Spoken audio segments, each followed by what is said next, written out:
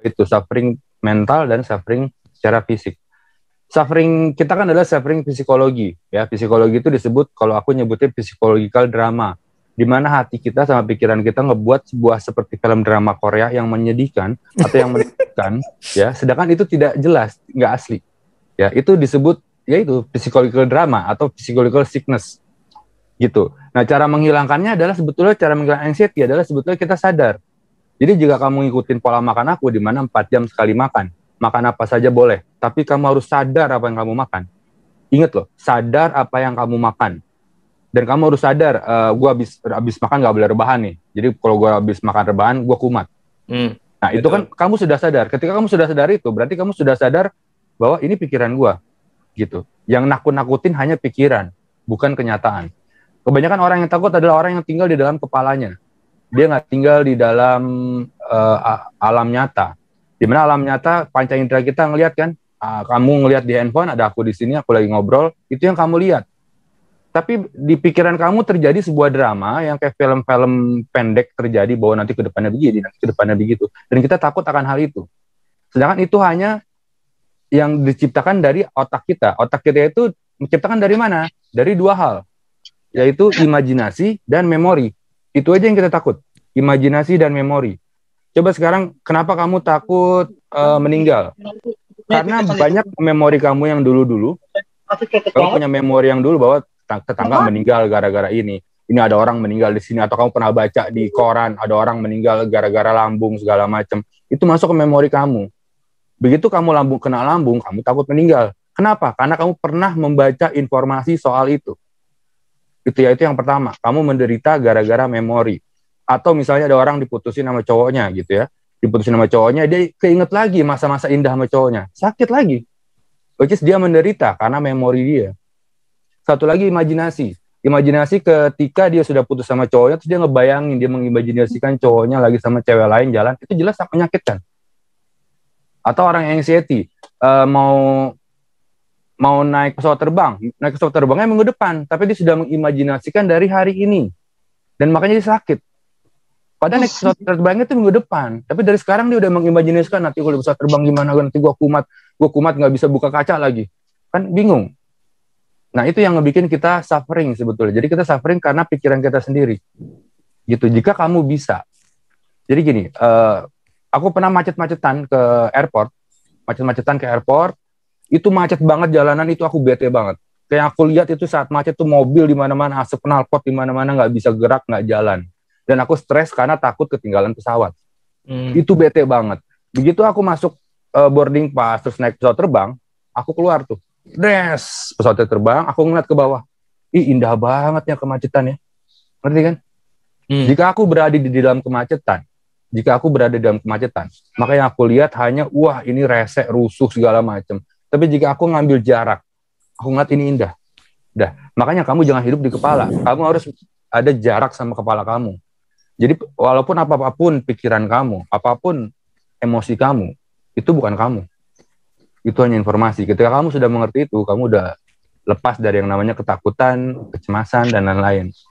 Gitu, Mbak Ismi.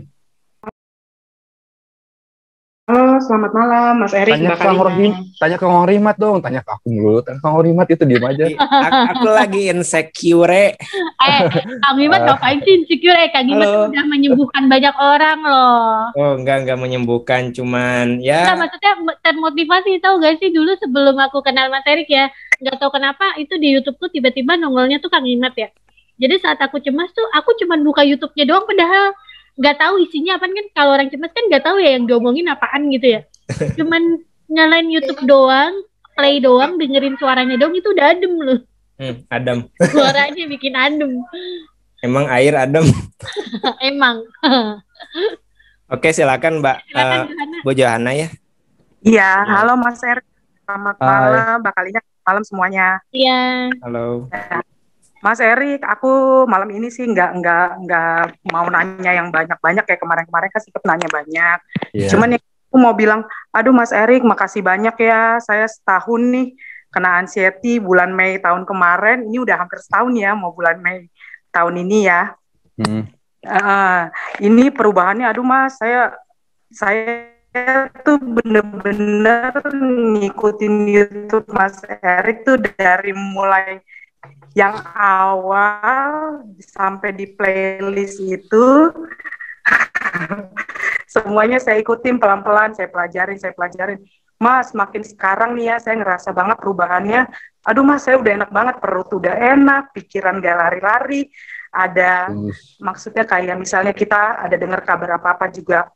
Makanya sehat-sehat ya Mas, terima kasih banyak loh bantuannya loh. Aduh, saya tuh sampai udah berobat ke dokter sana, ke dokter sini, waktu itu setahun dulu. Masuk UGD berapa kali, jadi semua yang di grup tuh, aku ngerasain banget tuh semuanya, yang berdebar lah, yang inilah, yang apa, yang punya tensi, oximetri itu saya punya semua deh Mas pokoknya.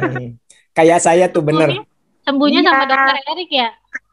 Iya, Dokter Erik. Sembuhnya sama dokter Erik ya sekarang ya. Iya emang keren. Ibu Johana, aku juga terima kasih Bu Johana jadi guru aku juga, banyak ngajarin aku, banyak pertanyaan waktu itu ya di webinar ya, aku inget banget Bu Johana. Terima kasih jadi guru aku juga. Aku juga masih belajar Bu. Tadi kan bilang kelas expert kayak itu, maksudnya webinar juga kayak gini atau gimana? Iya, webinar juga kayak gini. Jadi yang untuk aku kan kalau di yayasan tuh aku bagi 3 ya, basic, advance, expert. Nah, basic itu tuh orang-orang yang masih nanya, kenapa sakit di sini, kenapa saya kelingan, kenapa gitu-gitulah. Nah, itu obatnya kan perubahan pola makan dan pola hidup. Gitu.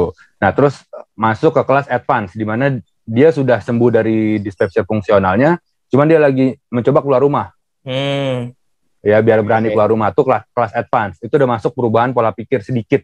Nah, di expert itu udah perubahan pola sifat dan pola pikir. Jadi udah P keempat, udah P yang keempat tuh pola sifat. Itu karena ada beberapa pola pikir yang tidak bisa dirubah karena udah begini banget sama si pola sifat, udah nyatu gitu sama pola sifat. Jadi misalnya sifatnya dia manis and manja grup, ya udah pola pikirnya manis manja grup. Gitu. Jadi buat teman-teman ya ada pelajaran namanya perubahan ya. Jadi gini, jika kita merubah pola pikir ada 5 ya. Jika kita merubah pola pikir, kita akan merubah kebiasaan. Kita merubah kebiasaan akan merubah sifat. Jika kita merubah sifat, kita akan merubah karakter. Jika karakter kita rubah, kita akan merubah kenyataan. Itu. Kecemasan adalah emosi. Nah, kesalahan orang-orang adalah mereka tidak menganggap rata semua emosi. Mereka maunya bahagia, mereka maunya happy, mereka maunya cinta, ya. Tapi mereka tidak mau takut, tidak mau cemas, tidak mau marah. Mereka berpikir itulah negatif. Jangan, kita harus menyamakan semua perasaan. Semua perasaan adalah sama. Bahkan kalau kita mempelajari apa itu feeling cinta, apa itu rasa cinta itu adalah kesambungan dari semua emosi menjadi satu. Itu disebut cinta. Makanya kalau orang jatuh cinta itu kayaknya berjuta rasanya. Kenapa berjuta rasanya? Karena ada jutaan emosi nyampur ke situ. Contoh, di dalam rasa cinta, itu ada rasa cemas.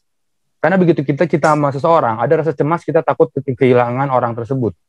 Kita takut kehilangan orang tersebut. Ada rasa marah kalau misalnya dia selingkuh, atau dia macam-macam.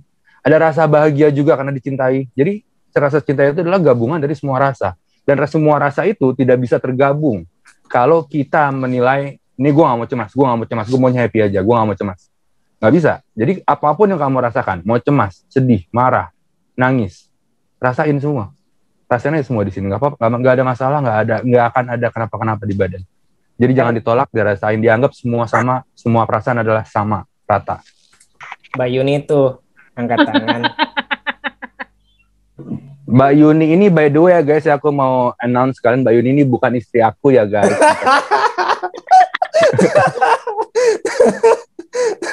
Asli bener, pertama juga kan ada Nggak ngaku. Saya jadi bingung nih, ini benar istrinya tuh bukan sih? Malah di WA aku tulisannya aku simpen awal-awal dulu Mbak Yuni Mas Erik Wibowo gitu. Ada Yuni, ada Erik pokoknya ya. Pecah. Yuni Erik Wibowo. Padahal bukan.